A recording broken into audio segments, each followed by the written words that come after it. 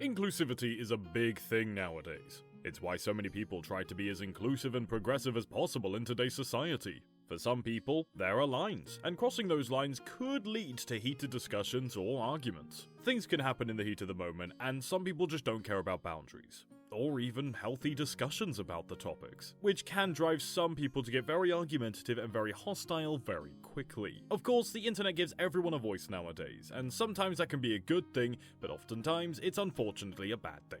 And speaking of bad things, today's video might be a little bit more of a serious one, so make sure you watch out for that. In this video, we're going to be reading a story by u/educational-ask-7596, and it's called Am I the Arsehole for Not Understanding What Real Autism Is and Killing a Game? Be warned again that it does touch upon some darker topics and some more serious tones within this video that I don't often like to get into, but sometimes it's nice to be mature. So forgive me if this video touches a little less upon the more light-hearted content that I try to do for some of these videos, but I thought this story was very interesting and I think a lot of people can learn a lot of different things from it. Mainly about respect. So without any further ado, thank you for coming along, make sure to like, comment and subscribe to the channel if you're enjoying the content, and let's get into the story. A quick TLDR for the story. 2 sessions into Cyberpunk game, girl yells at me in character to the point of triggering trauma flashbacks, asked by her to help with character stuff, snapped at them whilst in a shitty mood from work, and ended up killing a game. I'm writing this post about the Cyberpunk Red game that I was in last year that had a sudden ending to it. To, at most, see if I'm the a-hole and at least try to get this out of my head. We were a group of 4 people, 3 players and a DM. These next intros are what we told to each other. DM was a newish DM overall. Me, a cis man who's on the spectrum playing a medtech who was forced into edge running when she turned her abusive ex into an exotic combat monster who took over a gang and killed half her family. Ripper Pirate, a trans woman playing the group tech and former pirate who moved on to land-based jobs after a job gone wrong out at sea. And the person that I may have offended, Snarky, because it's adjustment to the name of the character that she played. Snarky was a trans woman who was also on the spectrum, who was the group's low-humanity netrunner who watched her lover get atomized by Adam Smasher and decided to go full edge runner. She had a habit of calling me country boy after finding out I came from NorCal for some reason. Me and Snark were getting along considerably, besides 1 or 2 hiccups at the start over text. The first one was me posting a meme of a kobold of holding and sarcastically asking the DM if we could have one. Snark added to the joke by suggesting I make one by kidnapping a baby and bioscaping them into a kobold. I awkwardly add that if their character knows any organizations to steal a baby from, and they blow up on me. Snarky goes on to say, "Dude, why would you make such a dark joke, country boy? Can you tell I immediately regretted posting that? Who the fuck would post a meme this dark? What is wrong with you to be this fucked up? Make me add something this fucked up." Okay, pausing the post just there. So, first off, there are some pretty dark jokes, especially in the world of cyberpunk. It is good, however, to always try and establish where people's boundaries are before making darker jokes like this. Of course, jokes about kidnapping a baby and essentially making them into a kobold so that they could make it into a kobold of holding, which for those of you who don't know, I'm assuming is some sort of bag of holding that is instead made out of a kobold, is a pretty dark thing to say. Now, to some people this could seem like nothing, but it's always good to make sure that those around you also think that of some of the darker jokes that you may or may not make, just to save triggering someone. The difficulty here though is that the OP wasn't the one testing the boundaries, but then still the one that suffered the wrath of the backfire of the joke. A little strange considering that Snarky was the one that made the darker portion of the joke happen. People don't usually get this frustrated, especially not after a joke that they themselves technically made, so let's see if we can find more insight into the Snarky character. The second hiccup was when me, Snarky, and Ripper were discussing our characters' dynamics, and from the sound of things, Ripper was the sanest of the group. The following conversation happened. Me, guess you're going to be the straight man of the group, winky face.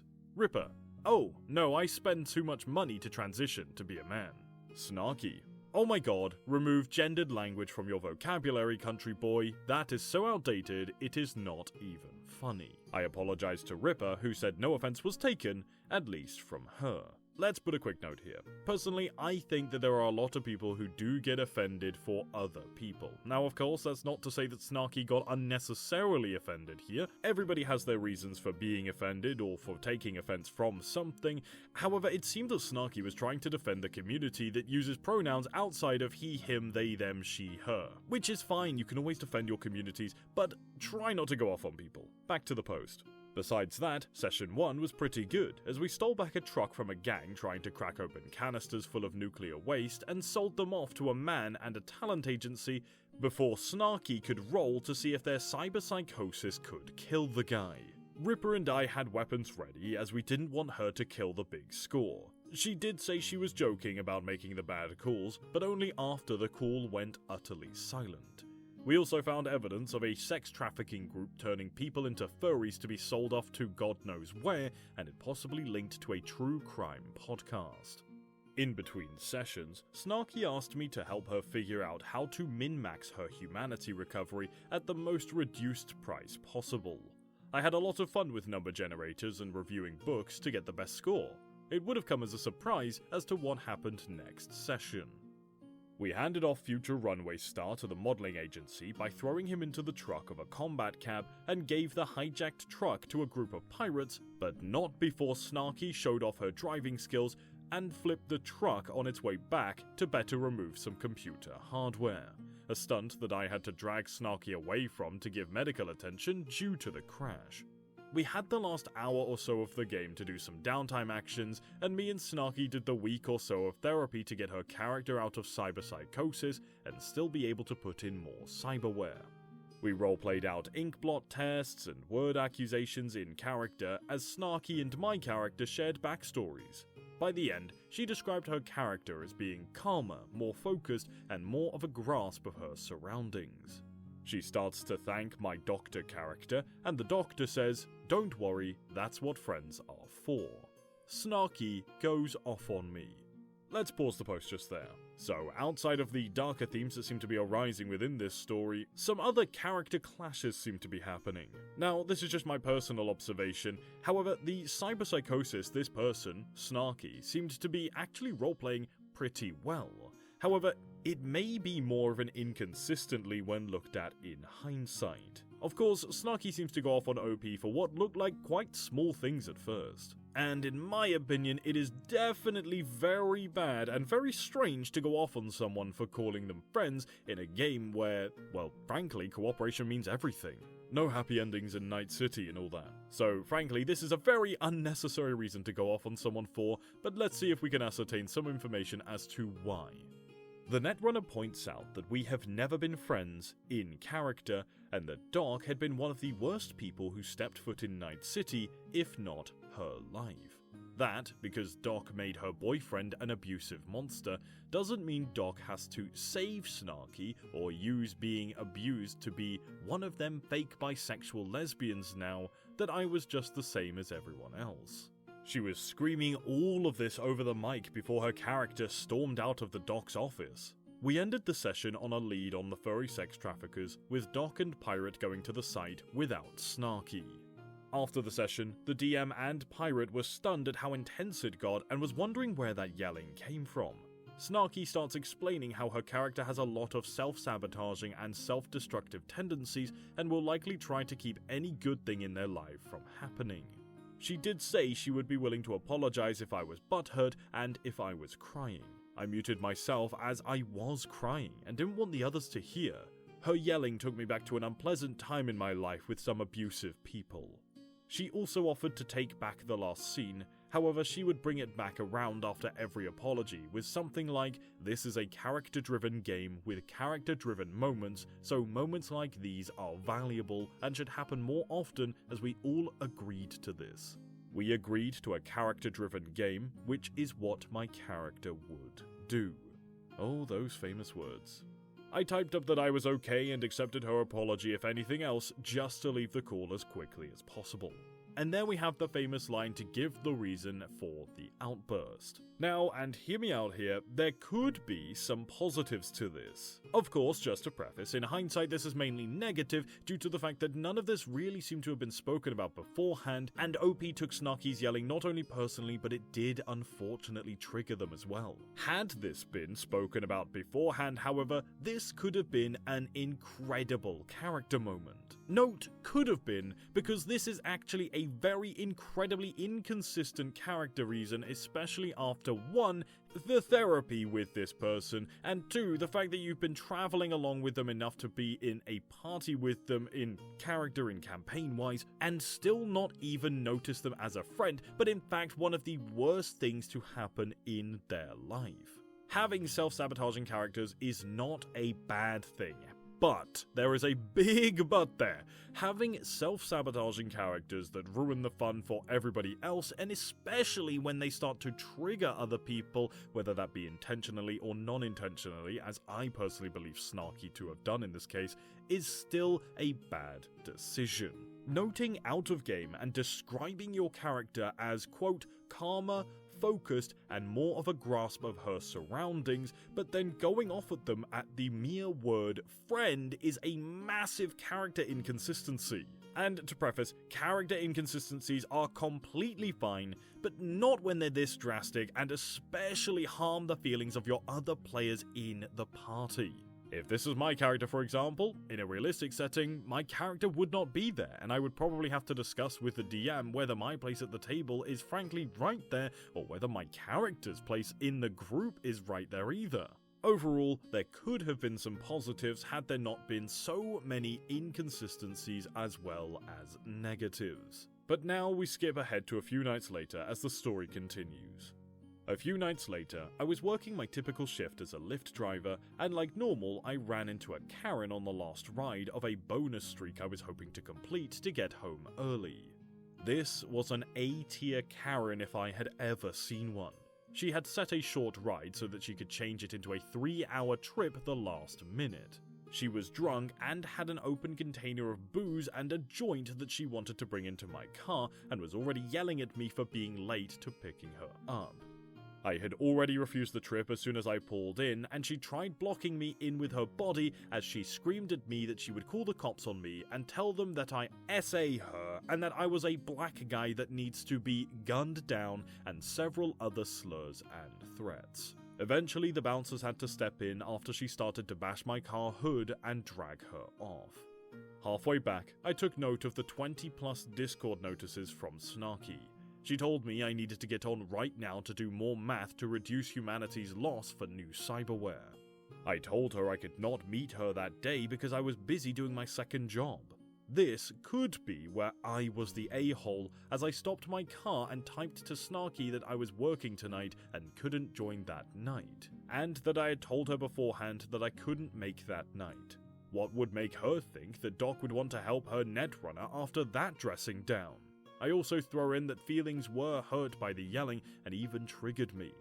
She lost it and told me that I should, of all people, be aware that my character is the most amoral of the group, as in character, the only reason I was helping her character was for the Doc's and Pirate's comfort and sense of security. Okay, first off, OP, you went through a proper battle just against one person on your second job. This woman was argumentative, she was rude, she was horrible, she was nasty, and there's so many other things we could be saying about her right now, but unfortunately that would accomplish nothing. And to others of us who have gone through similar experiences, there are people out there who can help you. Always feel free to reach out if you're feeling low. Seriously, after something like that, I think I know where I'd be. Most likely in my bed crying into my pillow. Outside of the Karen though, I do not think that OP has been the a-hole here. First of all, bringing up the very good point that Doc probably wouldn't want to help her netrunner after the dressing down that he was given, because, well, of course. It makes a lot of sense not to want to help somebody after being insulted that way. To me, and based on what OP has said so far, Snarky does seem to be trying to emotionally manipulate Doc into trying to get her to do what she wants. But nevertheless, let's move on. Snarky did not do anything wrong, and what she did do wrong was just signs of her autism being affected by being a low humanity. She then showed me her backstory, half of a page of which was her backstory, and the other 3.5 pages were a single-space essay on the socio-political theories she had on cyberpsychosis. That she has been abused, but it was abuse she had experienced herself. She even explained to me what autism is and her research on her character's race and culture instead of arranging them like I did, as we all rolled up Asian when making characters. Snarky also threw in that I, a cis straight white man playing a bi-leading lesbian Asian woman character, was cringe and from a geopolitical and social psychology very telling of my personal character. So, being pissed at this point, I pushed back about her assuming my race and sexuality. I am in fact Latino and ace. That I told her from the start that I was autistic and didn't need to be told what it is, that she wasn't the only one who put in their traumas into their characters, and she really pressed some trauma points. Snarky told me not to BS her as she knows that I'm lying about my identity to make her look bad. The hick doctor I have has got to be much too stupid to know what autism is. She is studying to get her master's in sociology and political science, it's which better than the glorified art degree, having a few AA in journalism and filmmaking and studying comms at the local state uni, so knows my character should be played as and why she knows that I as a person are a piece of shit human being, and that my triggering is solely my problem and has nothing to do with the game overall and has everything to do with my shitty behavior to her. We argued for hours as she told me to shut up and be a good student and teach you that you're the bad guy here. It was getting late, I was sitting in a cold car, and Snarky was typing circles around me related to the fight. She thanked me for understanding her point of view and being willing to listen for, unlike you country boys, I am willing to be a diplomat and teacher and show people how to be better. And she was also going to log off as, unlike people like me, she was emotionally drained. I had a good long cry before starting the car again and got home around 1 AM or so. That was a lot to digest there. OP and Snarky get into an argument where Snarky tries to act superior, seemingly belittling OP in every way that they could. In my opinion, it's frankly embarrassing to try and make yourself look bigger just to put other people down. Regardless of who you are or who you think you are, putting yourself on a pedestal and putting other people around you down just for the sake of making you feel better or your ego inflated is just so asinine to me. Frankly, I don't understand it, and it's something that really irks me when people do it. Now, of course, there is always a pinch of salt that you have to take when it comes to these Reddit posts, as this is not the entire story, and of course Snarky may have a different side of the story. But we're just going by what we've been told, and OP has seemingly told us that Snarky has belittled, degraded, and just completely destroyed OP's night, outside of the already troubling situation that they were in pre this conversation with the Karen. And with that said, let's finish the story. A day before session 3, I found out that my first job was shifting my times around again, and I knew game day was going to be closed off. I told the DM about the time change and asked them to make me a spreadsheet and ask people to add their available times. I made the Google Sheet and told everyone that I was able to do it. Snarky immediately blows up at me as I shorten her username on the timetable, which, as she pointed out, was a form of dead naming and speaks volume about me being transphobic.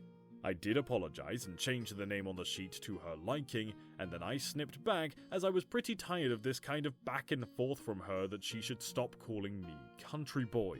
I told her session 0 that I was from NorCal and started referring to me as a country boy despite telling her multiple times that I wasn't in the country. This started out as a light teasing, as she called it, and has become an insult even before the first big fight. She flips out on me again, tells me that this was the nickname I picked for myself in Game 0 as she has it down on her gamer notes, so this and all the other times I asked her to stop was me trying to gaslight her. She then told everyone to go F themselves before leaving the server, blocking us all. So Reddit, am I the asshole? I'm gonna say, OP, that I personally don't think you're the asshole. I think, based on what you have told us, there were a lot of reasons that you had got and lost your cool. However, there didn't really seem to be a lot of reasons why Snarky lost their cool. degrading and belittling you and your character, as well as demanding that you do stuff for her, just makes me think that Snarky is a bad person to be around. I think it's for the best that they left and blocked everyone. This isn't quite the end of this post, however the end of this post includes the TLDR, a couple of edits, and essentially a close-up to the story, saying that the DM quietly shut down the game and deleted the Discord soon after, and that OP still shares some Discord servers with him, but they cannot find Ripper anywhere. In addition, Snarky has apparently gone on to start their own group, which hopefully for the other people involved isn't too much hassle. It doesn't take a lot to be polite to people, and it doesn't take a lot to be inclusive to people's issues as well. Some people want the world given to them on a silver spoon, and some people just want everyone else to do things for them and take care of their needs.